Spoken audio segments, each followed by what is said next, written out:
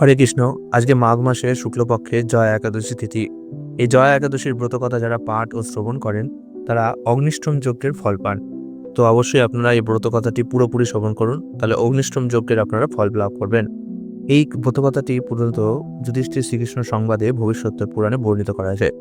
একবার যুধিষ্ঠির ভগবানকে বললেন, হে শ্রীকৃষ্ণ, আপনি কৃপা করে মাঘ মাসে শুক্লপক্ষের একাদশীর সবিশেষ বর্ণনা করুন। তখন ভগবান শ্রীকৃষ্ণ বললেন, হে মহারাজ, এই মাঘ মাসে শুক্লপক্ষের একাদশী তিথিটি জয়া একাদশী নামে প্রসিদ্ধ। এই তিথি সর্বপাপ বিনাশিনী, সর্বশ্রেষ্ঠা, পবিত্রা, সর্বকাম ও মুক্তি প্রদায়িনী। এই ব্রতের ফলে মানুষ কখনো প্রেতত্ব প্রাপ্তি হয় না।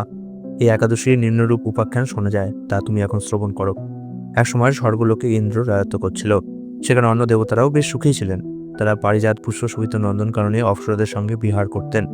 একদিন 50 কোটি অপ্সরা নায়ক দেবরাজ ইন্দ্র স্বেচ্ছায় আনন্দ করে তাদের নৃত্য করতে বললেন। নৃত্যের সাথে গন্ধর্বগণ গান করল। পুষ্পদত্ত, চিত্রসেন প্রভৃতি প্রধান গন্ধর্বরা সেখানে উপস্থিত ছিলেন। চিত্রসেনের পত্নীর নাম ছিল মালিনী। পুষ্পবন্তী নামে তাদের এক কন্যা ছিল। পুষ্পদত্তের পুত্রের নাম ছিল মাল্যবান। এই মাল্যবান পুষ্পবন্তীর রূপে মুগ্ধ হয়েছিল। পুষ্পবন্তী পুনঃ পুনঃ কটাক্ষ দ্বারা মাল্যবানকে বশীভূত করেছিল।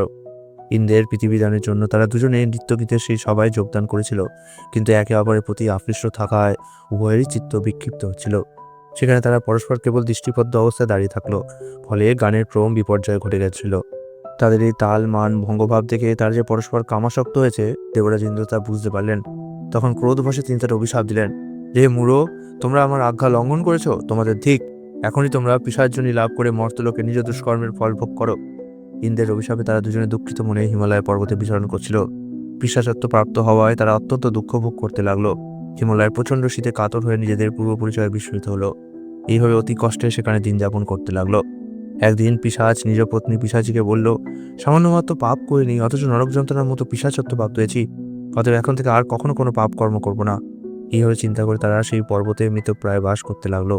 মাল্যবান ও পুষ্পবন্তীর পূর্ব কোনো পুণ্যবশত সেই সময় মাঘী শুক্লপক্ষিয়া জয়া একাদশী তিথি উপস্থিত হলো। তারা একটি অশ্বত্থ বৃক্ষতলে নিরাহারে নির্জল অবস্থায় দিবানিশি যাপন করলো।